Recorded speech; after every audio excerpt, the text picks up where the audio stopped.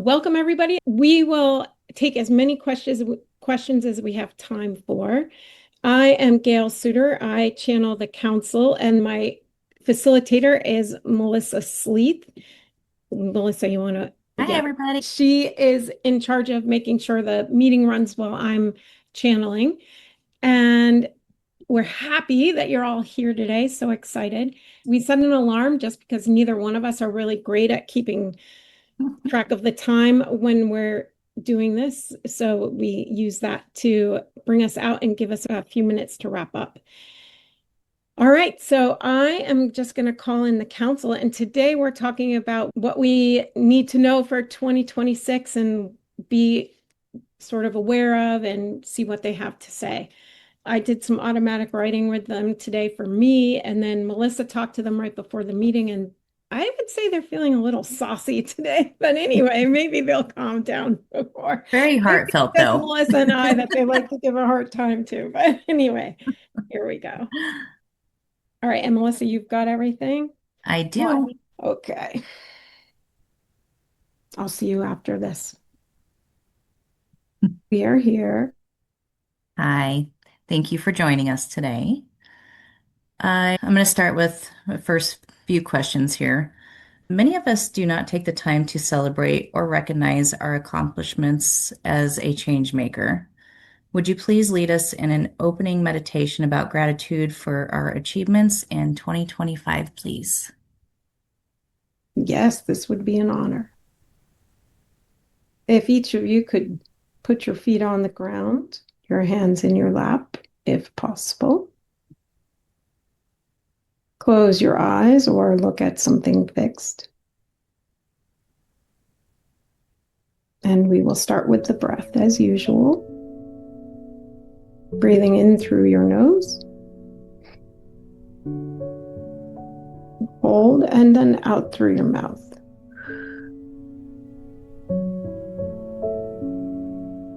We will do this 3 additional times and then we will start.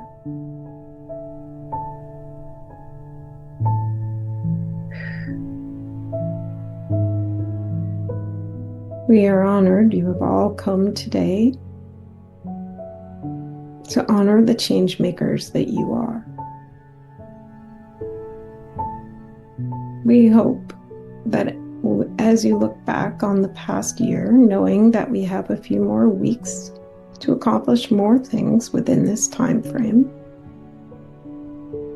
that you let go of the expectations that you may have held for 2025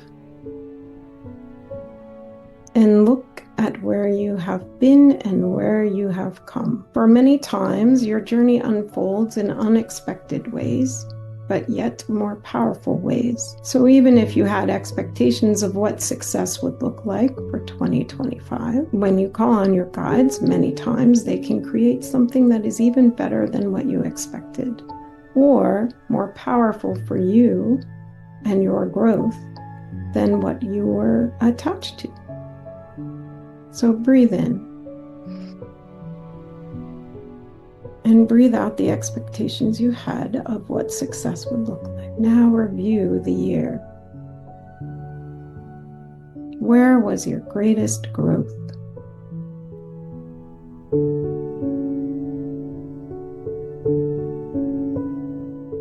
Look at where you started. What is different today?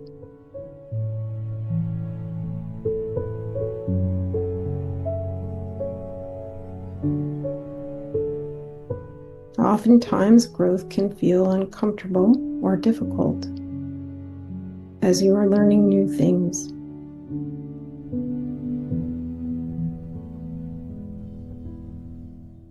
Where was your learning accelerated?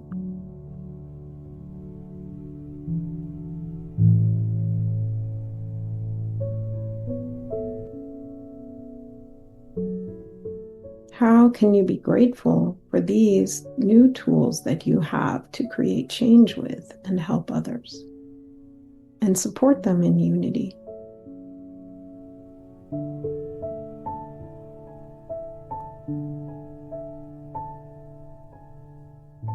If you saw your year from our perspective, you would be nothing but extremely proud of all the hard work and change that you created within yourself, within your environment, and within others. We are sending you a high vibrational frequency that will allow you to view yourself with more insight into what success looks like as a change maker, and allows you to be grateful for all of your accomplishments in 2025. Unity could not be brought without you, so we are eternally grateful for you and your teachings of others and your learning that is then transmitted to universal consciousness. For every lesson that you have learned this year grows universal consciousness and allows others to become better themselves. You all have co-created many new understandings and changes within the earth and where you are. Recognize this and be filled with self-love and the knowing that you will create even more in the coming year of 2026.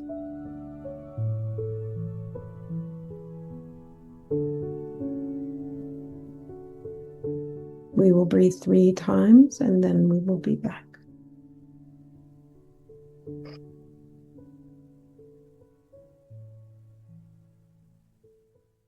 You all may hear the flapping of a flag behind us. It is windy here. Those are the winds of change. You may ask. Thank you for that. That was very nice to go through the past year and all the changes that we've all made. My second question is, as unity is ushered in, how will our perspectives shift regarding our hopes, dreams, and expectations? In unity, the measure of success becomes not a measure of how you are doing individually, but how everyone is doing together. So the measure of success would be, is there less suffering? If one person is suffering, then you all are being brought down in frequency. So this perspective, as you can imagine, would change how you deem success. It would no longer be about what is in your own personal bank account or what your own personal health is or happiness. It is more about the collective health, happiness, and bank account. So we would like you all to take a moment and think about how this would change your idea of success and what you would put down for goals, where your awareness would go. Melissa, would you be kind enough to ask for feedback? What have they seen? Yes. Does anybody have any feedback on the question that we just asked and what you guys have seen? Would you measure success based in unity?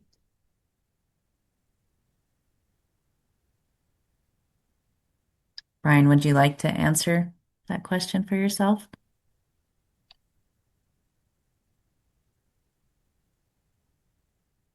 Yes, when you brought up the unity versus self, what came to my mind was I need to look at more opportunities where I can be among the people that need help and use more time to find volunteer opportunities where I can affect change to those who need it. And I see every act, every single act of change is contributing to the wellness of the unity as a whole. That's what came to my mind. Yes, and we would tweak that perception of help. Many people resist help because they feel it is a judgment upon them that they are not good enough as they are. So the interesting thing is, where can I be to co-create a new perspective or a new experience with others? So this may not be the people who are the poorest, or this may not be the people who are the sickest.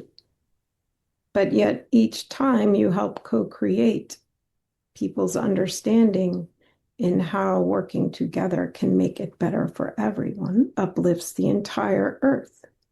So It is not important to just find the lowest of the low, but to uplift even the highest of the high, because each end of the spectrum lifts everyone or lowers everyone.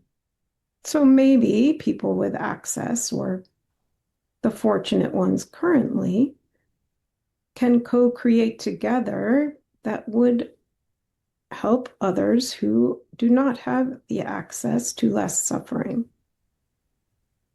Or to look at the people who are suffering and ask, what gifts do they have that they are not allowed to share? What can we learn from their experience? What are they bringing to unity with their understanding of suffering? So each person on this earth is a co-creator and an expert in their own right. And when unity is finally birthed, as it is being now, everyone will be seen as the teacher expert that they are, and met with curiosity about the gifts that they are sharing. So maybe rather than collecting money, which is an energetic form of appreciating gifts, it is, how do I see all the gifts that are being offered? Maybe this year, instead of measuring where you have moved, it would be good to measure the gifts that have been shared with you. What have you learned from others? Where did you accelerate your understanding when co-creating with others? There's a big change in perspective of what has usually been measured of success. Yes, Brian, we appreciate you because you are always curious. You're always looking. So thank you for sharing your perspective and allowing us to co-create with you. Thank you, Brian, for that. And that did also bring up a question from my daughter, Destiny, who's on the chat. What she's asking is, I see bringing people together as helping encourage community, which has come up a lot when you think about the new year. Do you have any suggestions on helping foster community? Well, yes, that is a similar theme. Yes. Curiosity of the gifts within the people that have been brought into your sphere. It is not accidental that you have become aware of them. You pass many people a day and they never even meet your awareness because of the filters. So when you are aware of someone, there is a reason. And this connection builds community, because community is about connection. So it is not necessary to be aware of everyone. This would be an overload. But the ones that you do tend to be aware of, they do have a gift to offer you. You may ask.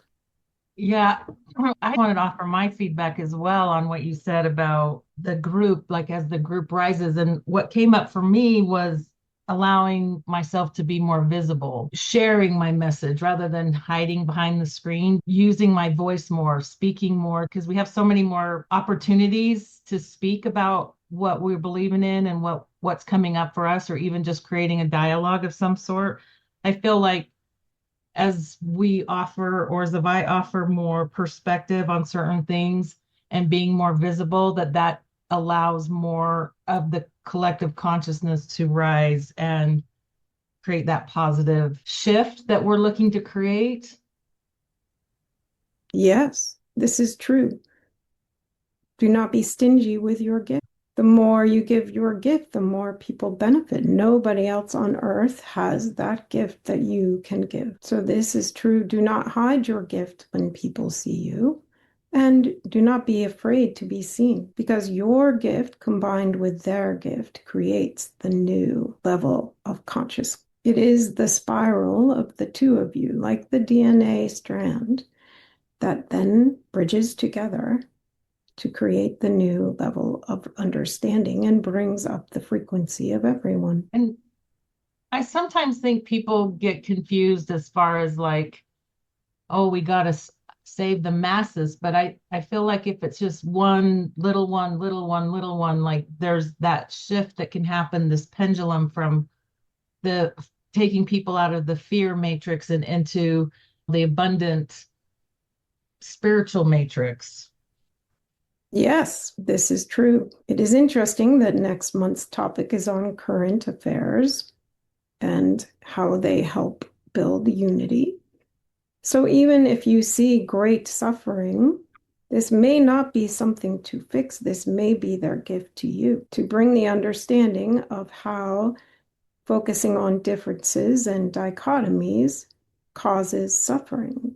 So they may be the greatest teacher. So if you see the Ukrainian war and those people suffering, or the Gaza where there's children starving, it is not to say that you just ignore it, but it is also to be grateful for the lessons they are sharing about the destructive beliefs of differences, and a great opportunity to say to others, I believe that if they are suffering, we are all brought down. All of our frequencies are affected by this great suffering. To enhance the perception of this is not a them problem, it is a us problem. Their experience affects all of us. Imagine the gratitude that should be pouring in their direction currently. They are one of the most powerful change makers for unity by reflecting the destructiveness of differences. They are not to be saved, they are to be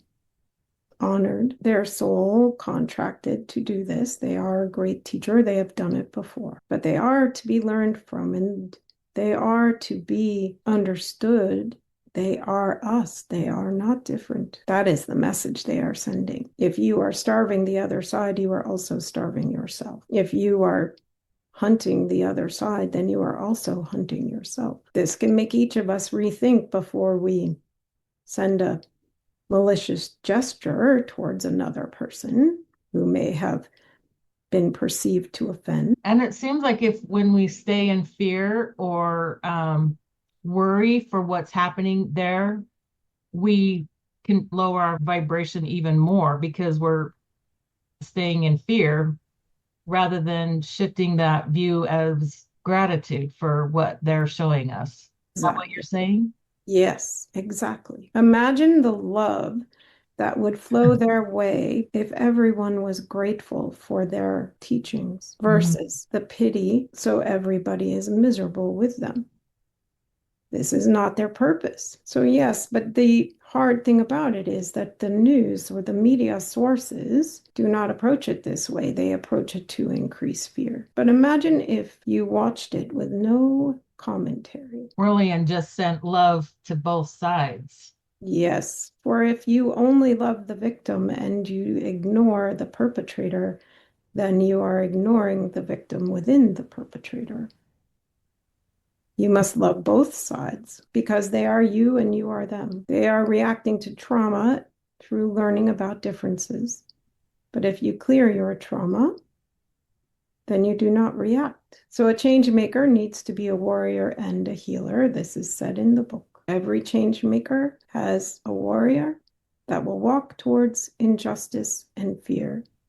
And every change maker has the healer to transform fear and trauma into unconditional love. They must be balanced, for if you only have the healer, then you are ignoring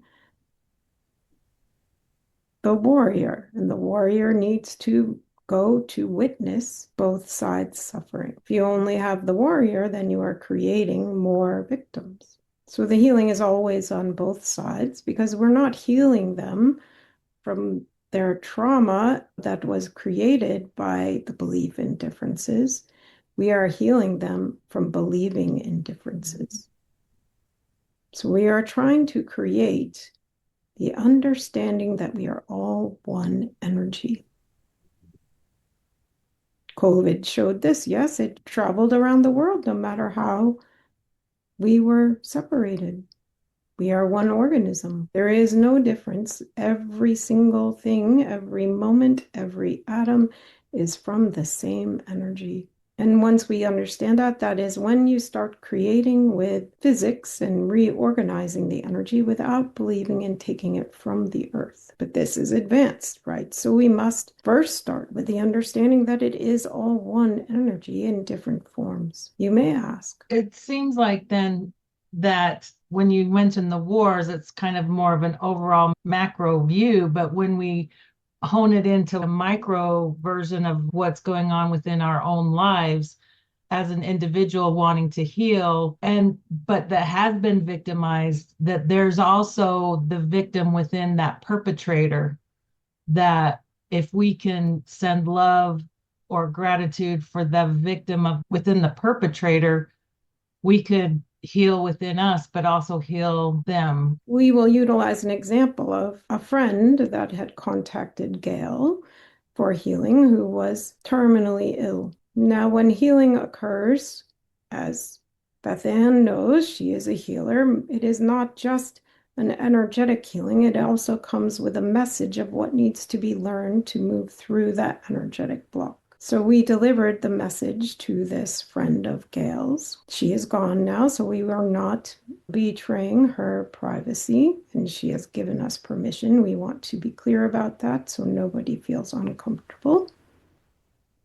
She had been a victim of sexual abuse at the hands of her priest. In order for her to heal, we sent a message that the only way for her to follow her purpose was for her to be severed from the Catholic Church, where her tribe had been for many, many generations. So this person was utilized as a tool to sever her from the Catholic Church so she could become the teacher she became through the understanding of many religions, where she then worked inside prisons where all of the people who were creating victims, but also had victims within, were thrown away. Had she not been severed from this in such a harsh manner, she would have not fulfilled her purpose. So we suggested that it was not about forgiveness of this individual.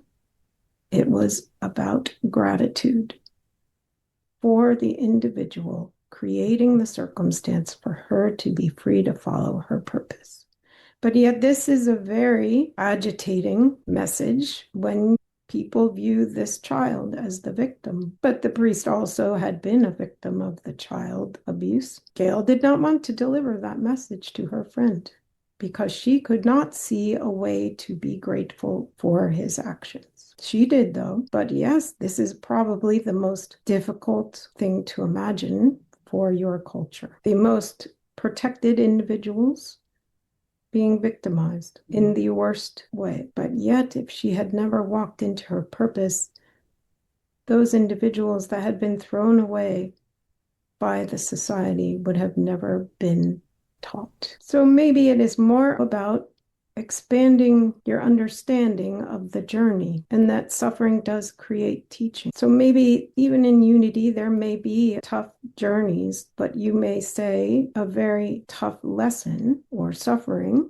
However, it will be understood as co-creating. But there will be less and less of this victimization because people, as they heal themselves, will not react in the same way. And this lesson of co-creation will no longer need to be learned because that frequency has been up-leveled and the consciousness has risen beyond that experience.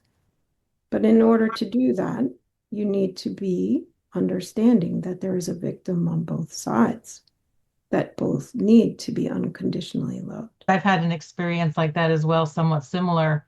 And what I've realized when I look at it in the lens of the perpetrator having that victim with gratitude for that experience is that I've come to realize and recognize my own power, my own personal power, and the abilities of reclaiming my innocence and personal power, but shows me that I have more abilities beyond just the earth realm abilities. Yes, 100%. And Yeah. you have this level of understanding that has made you one of the most powerful healers for the people that you attract. For you have walked through the fire. You are the phoenix, and phoenixes don't hide. Thank you so much. You may ask. Would anybody else like to ask any questions? We sense that this last example is a hard pill to swallow. This is a very reactive piece of information. Gail still struggles, but we use it as the challenge that you are facing in creating unity. For until everyone is held with unconditional love, the healing cannot get to the level that it needs to be for unity. It is a lot of change of perspective and questioning of the shadow side. I'm going to check and just see if anybody else wanted to add anything, ask any questions, and if not, I have a couple more. I have a question about the last topic. It's in trying to understand that perspective and shift the perspective. When you're talking about like victims and then perpetrators who are also victims, I guess when we're shifting our perspective of that to gratitude, but then we are also still in the 3D realm where there has to be consequences for doing harm to others. I guess I'm kind of trying to wrap my head around that perspective of it as well. As you can love somebody, but then also like, what is that consequence of doing harm to others? Rather than consequences, the question becomes, how do we create the healing to end the need to create victims? So punishment does not create the healing. Yes, throwing those people into cells. 98% of the people in what you call maximum security prisons came through the foster care. So imagine the victimization that has happened to those people. And rather than turning a loving hand and understanding that they had been ignored and left behind in their dark places, we put them in a dark place. We compound the problem. So this woman, who we have previously spoke of, had an undeniable light of unconditional love. She walked forth in that dark place, murderers of children, undeniable perpetrators of great suffering to other humans. And she put out her hand and said, I see you. I am sorry you were left behind. For her soul knew to end that suffering of others, she had to love the ones who created it. Imagine how powerful that was for those men to have a victim walk in there and say, I see you. I'm sorry you were left behind. I'm sorry you've been thrown away your entire life. So you can see and feel, all of you are empaths and healers, how powerful that is to walk into the darkness that you have experienced. As Bethann was saying, she went there, she came through it, and she realized how powerful her healing touch can be. So yes, you can take the suffering that you yourself have been through to find the purpose of your life, to reach back and help the forgotten ones. For each of you had to have your own struggles. It is a purposeful lesson that happened for you to become the person you are here to co-create with others. And in these times, holidays for many religions, this is a time for healing, gratitude, and gifts, and miracles. Miracles that the oil lasted for 7 days or 8 days when they only had enough for one. The forgiveness brought to earth through the light of a great teacher named Jesus. Every religion and every spiritual teacher has had this message of unconditional love. Jesus walked into the lepers. They were thrown away and untouchable. What leper community are you supposed to be walking towards? For Gail, she walks towards the neurodiverse people who are undervalued and misunderstood. But each of you has your own community that you are walking towards, that you were made specifically to lighten that community. Follow the path of how you were forged to find your purpose. For if you do not light that darkness, no one else can. So as you look at this year coming up, we say, look at your past. What darkness have you been forged by? And where can you shine a light of unconditional love?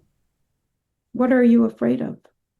Where is that fear that Bethann was talking about? Because that is where you need to shine love. You've all come here to do this. That is why we hold you all in such high regard, and why we want you all to hold yourselves in such high regard.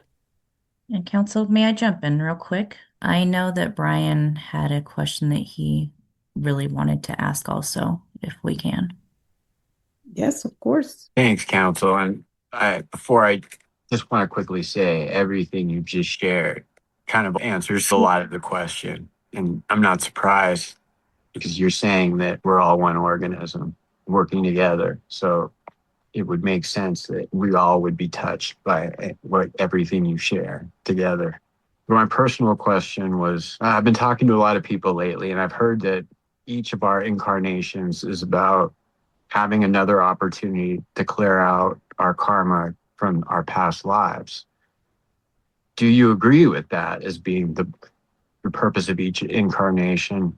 And if you do agree with that, can you offer any insight into my personal karmic journey and just why it has felt so much like my life has been about cleaning up the karma of my family and the previous generations more than really being able to see myself. Like I just have not been able to break away and find my own purpose separate from them, even though they're not on the planet anymore. Yes, well, your generation, many of you have come to heal the tribe and the tribal traumas, because if these are not healed, then the reactive selves are still there that are causing the issues of differences and dichotomies on Earth. So yes, we are not surprised that you feel like, whew, this is a lot of work. When do I just do what I'm here to do? But we are here to point out that this is what you're here to do. The karma question is little misinterpreted throughout the many years of that knowledge being around. It is like your game of telephone, where each time the message is a bit different. And by the time you get 1,000 years away, or 500, or even 100, it is a very different message. So the meaning of different lives, past lives, but as we've said, they're all happening at the same time, is that each one is gathering skills and knowledge and building the energetic field of your oversoul into a much more balanced form of energy, that perfect sphere, the perfect star. So if you look at it that way, the karma that you're building is really just the skills that you're building. So yes, you have utilized all of those skills to go back and quiet the tribe and love them through their victimizations, or give them unconditional love and quiet their fears. For you are doing this for all of the lives in your soul. So to feel that you have not started your own life is just a change in perspective, because there was no other teacher or healer that could have come through to do that job. You are the high priest of healing your tribe. But you are correct that your life will unfold once you have quieted the healing that is needed to be done in your tribe. You will utilize the same talent to heal the world and to lead others into how to heal their tribe effectively. For if this is not done, the reactivity will not be settled, and that will disrupt the higher frequencies of unity. So yes, I see your vision of yourself as being a bit of a vacuum for cleaning up all the mess that has been created before you. But this is one of the most important roles on Earth as a change maker. For if reactivity is not cleaned up, there will be no unity. So there are many vacuums on Earth right now, cleaning up the past, quieting those that were left behind in their tribe, energetically and also physically at this moment in Earth. So yes, it can be tiring because you think you have finally cleaned up the mess, and then you peel back the onion and there's one more. But each one was waiting for you. So what we have noticed is that you do not see your own power, because it comes so easily to you, because you are the highest of priests, that you value it, that you think anybody could do this. But we are here to tell you that only you can do this. It is easy for you because you have the karma built up and the understanding and skills that no one else has. We encourage you to use 2026 to see yourself as the unique high healer that you are. For if you do not understand this, you will not project what needs to be projected in order to finish the job you are here to do. That unconditional love starts with you, and that honoring of gifts starts with you. This is true for each one of you listening today. For that gift can be given by no one else but you. So for you to look away and say, this gift is not that great, is dishonoring what you have done for many lifetimes. And you could throw away the key that is the last thing needed to change the world for good. That gift cannot be done without, and nobody else can give it. This is the urgency we feel when we need to talk with you. Our gratitude for your bravery, for your consistent effort in creating the world you are here to create, knows no bounds. We are not telling any of you anything new. We are just reminding you of the truth. And Council, if I may, we are a little past time and I don't want to interrupt you by any means, but if you have anything that you'd like to add to your closing statement or finish speaking with Brian also. This is what we came to say. We knew the time was short. Thank you. We appreciate all of you. Do not forget who you are. You are not here by accident hearing this.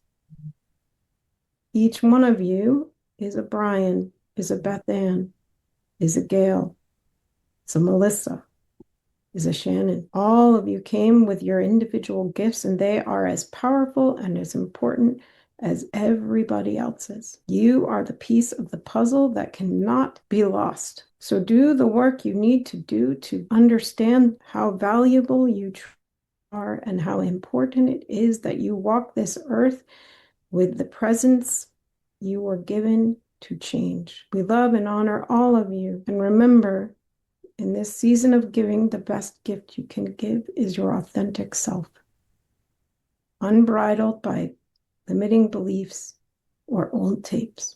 Thank you for your time. We are honored and complete. Thank you for your time also. Hi, Gail. Hi. That was very in-depth and amazing. A lot of really great information. Sounds good. What I heard was pretty awesome. So Yeah. that's good. Well, thanks everybody for coming today. Love you guys.